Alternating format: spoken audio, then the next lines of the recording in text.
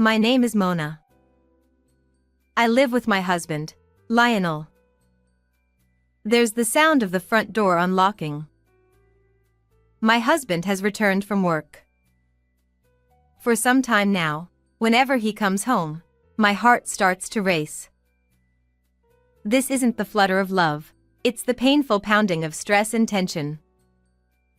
How did it come to this with my own husband? Hey, a junior colleague at work got married recently and it seems they're expecting a baby.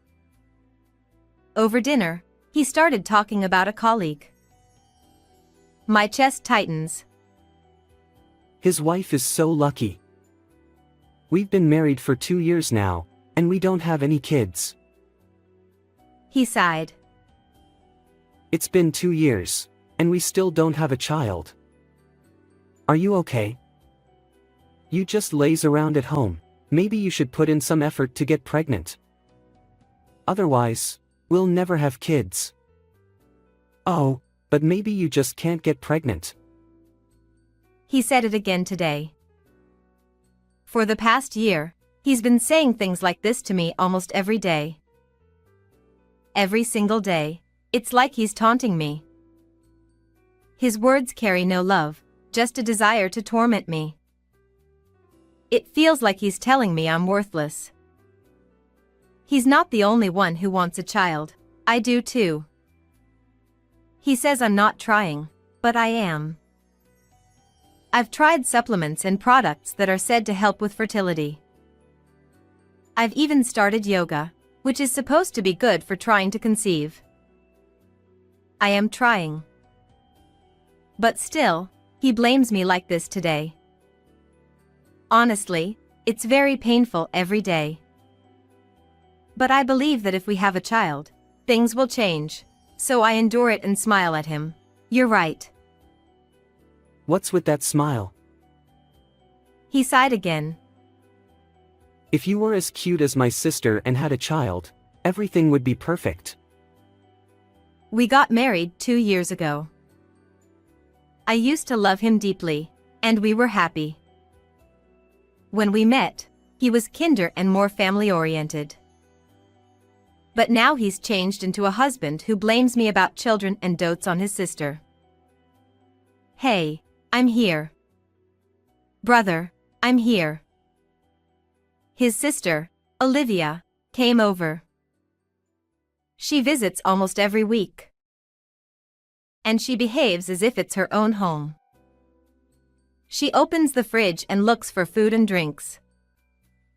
Olivia, you're here. You look cute as always. Make yourself comfortable. He gives her a smile that he no longer shows me. Here's your allowance for this month. He handed her $200. He gives his 25-year-old sister a monthly allowance. To me, it's unbelievable for an adult to get an allowance, but it seems normal for them. I once questioned him about it. You're so cold-hearted. That's all he said. Thanks. I really love you, big bro. She knows she's more adored than I am and manipulates him for money and gifts. He restricts my spending but gives freely to her. It makes me feel bitter. Hey, Mona, are you glaring at me? Scary. No, I'm not glaring. She saw me deny it in a panic and smirked as she hid behind Lionel. Are you jealous of Olivia's cuteness? No wonder you can't have children. Yeah, with that attitude, no one will love you. Just kidding. My fiancé, Omar, loves me so much. He's going to propose to me this year. The two of them baselessly blame me. Even just hearing it from my husband every day is painful. And now they team up against me weekly. There's no one on my side. It's just a painful time. I want to argue back, but I know it'll only get worse, so I say nothing. But I was exhausted, so I decided to consult my in-laws who were visiting soon. I wanted to talk about the children and hoped they'd say something to him. On the day they visited, I carefully told my father-in-law about our struggle to have children and the burden of my husband's words. Luckily, my husband was out until the evening. My in-laws listened empathetically. I'm home. When he returned, they talked to him about what I'd said. There's no need to rush about children. Mona seems really stressed. Marriage is long, you know? They gently advised him. He listened quietly without arguing. After they finished, he spoke kindly. I didn't realize I was burdening you, Mona. I'm sorry. I wasn't understanding enough. Let's work together. He smiled warmly at me. You don't need to worry anymore, Dad, Mom. I'll be more considerate of Mona. Hearing this, my in-laws looked relieved. I felt relieved, thinking he finally understood. After they left. Thank you for earlier. I'm happy. You know, there are many couples who don't have children in their second year of marriage. Some people even go to fertility clinics. Shall we go together? Thinking he understood, I suggested visiting a clinic. He banged on the table. Startled, I looked at him, and he was glaring at me. What were you thinking, telling Dad and Mom about our child problems? Aren't you ashamed? I was speechless. A clinic? No way. If we were normal, we'd conceive naturally. There's no need for a clinic. I realized he hadn't understood at all. He just acted considerate in front of his parents to avoid trouble. I felt so sad. I failed in this marriage. Why did I marry someone like you? He said, retreating to the bedroom. I was emotionally wrecked and tears flowed from my eyes. One day, while cleaning, I noticed something. The piano was gone. The piano in the living room was missing. My grandmother bought it for me when I was in elementary school, and it's my treasure. I've always cherished it and brought it to this house as part of my dowry. Despite everything Lionel and Olivia said, the piano comforted me, making me feel protected by my grandmother. It was that precious to me, and now it was gone. I searched desperately but couldn't find it. In Lionel's room, I found 2 bank books on the desk. One was Lionel's, and the other was the one we used to save for our future child. Why are they here? I thought as I opened them. To my disbelief, the money was gone. From Lionel's account, $7,700 in bonuses was withdrawn, and from the future child savings, $6,900 was taken out. Both the money and the piano had disappeared. When he got home, I asked about the bonus, the savings, and the piano. He smirked. I gave it to my sister as a birth gift. It's my money, so no complaints. I was furious hearing those unbelievable words. Your bonus might be yours, but why give my piano and the child's savings too? I can't believe it. I was deeply saddened. He knew how important that piano was to me. But he gave it away. Even the savings we had for our future child were important, and he gave them away. His actions left me devastated.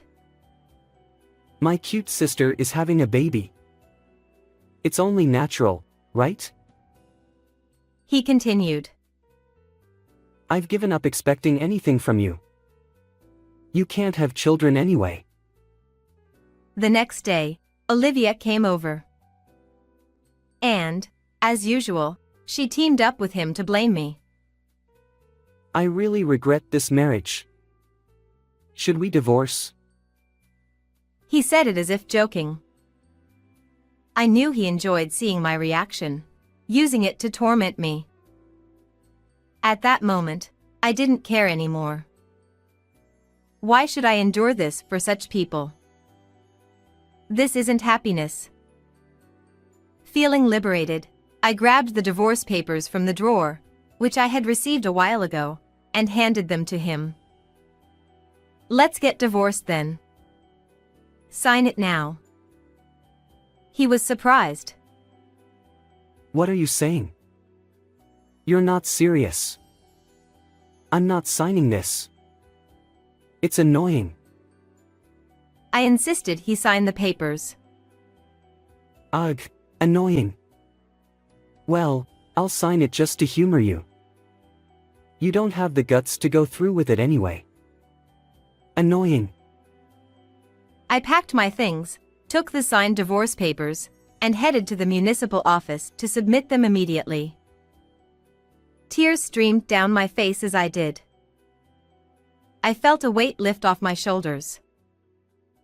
Watching the tears fall into my hands, I realized I've been through so much pain. I headed straight to my in-laws' house. When they saw my swollen, tear-stained face, they hugged me and welcomed me inside. I told them everything, sparing no details, which I had previously sugarcoated. I then took out my phone and played the recordings I had made. The voices of my ex-husband and his sister blaming me filled the room. My in-laws, upon hearing everything, were too shocked to speak. They hugged me tightly with tears in their eyes. I'm sorry, Mona. I'm so sorry. You must have been through so much. Mona, we're truly sorry. We'll protect you now, so you can feel safe. I also called my own parents to tell them about the divorce and the hardships I'd been enduring. My in-laws apologized for their son and daughter's actions, and everyone became my allies. I had never had anyone on my side before. It had always been a daily barrage of blame. Now, I was overwhelmed with gratitude for my supportive in-laws and parents. By the way, Mona, is it true that Olivia is pregnant? Yes, I was surprised too. We hadn't heard anything about it. They were very surprised to hear that my sister-in-law was pregnant, as they hadn't been told. We decided to call Olivia's fiancé, Omar, to verify the truth. From Omar's account, I started to believe my suspicions were correct. Later, I noticed multiple missed calls from Olivia. I could guess why she was calling so persistently. When she called again, I answered and heard her frantic voice. Finally. What were you doing? Who is this? What? She sounded surprised by my question. What are you talking about? Never mind that, Mona. Why did you tell everyone about my pregnancy? She was furious, clearly upset that I had told her parents and fiancé. It was horrible of you to tell them without my permission. I won't forgive you. Why? Why shouldn't I have told them? You should know why. I sensed confusion beneath her anger. I don't understand. Your brother's sister is pregnant. I wanted to share the joy with the family, so I told your parents and your fiancé, Omar. Though, I was surprised none of them knew. Why hadn't you told them? I continued, despite her angry tone. I thought you'd be the first to tell everyone if you were pregnant. Why didn't you? It's not that simple. People have their reasons. Oh, because your lie would be exposed? What? I had long suspected whether she was truly pregnant. Her behavior didn't match that of a pregnant woman, drinking alcohol, eating raw foods, and even smoking. My suspicions were confirmed when we spoke to her fiancé with my in-laws. Omar revealed that Olivia had a large amount of debt and wasn't pregnant. She had lied about the pregnancy to get money from my ex-husband to pay off her debts. When I confronted her with my theory, she was clearly shaken but continued to deny it. Then show me your maternity record book or let's go to the gynecologist together. If it's not a lie, you can do that, right? When I pressed her, she finally admitted to everything. Her voice was trembling. A few days later, my in-laws, Omar, and I called my ex-husband and Olivia to a meeting. The atmosphere was tense, and Olivia looked nervous. My ex-husband hung his head. When we told him about Olivia's lies, he was shocked. Lies? Tell me it's not true. He turned pale, devastated to learn his beloved sister had deceived him. Olivia, unable to look at anyone, stared at the floor. Omar then spoke. Olivia, I won't marry you. I heard everything you did to Mona. I can't believe it. We're over. Omar, I'm truly sorry. She burst into tears at his words. I will be claiming compensation from you, Lionel. What? I have evidence of how you tormented me. From now on, communicate through my lawyer. No. Mona. Please, give me another chance. I love you. He pleaded, sobbing at my feet. I have no intention of being with you again. You have no idea the pain and suffering you caused me.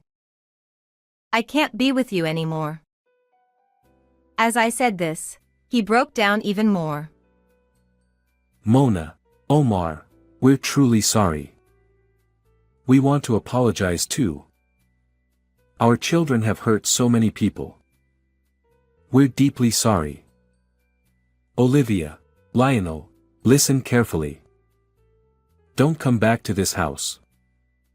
We'll take responsibility for the damage you've caused, but we won't help you financially. You must pay your own way. We won't see you again.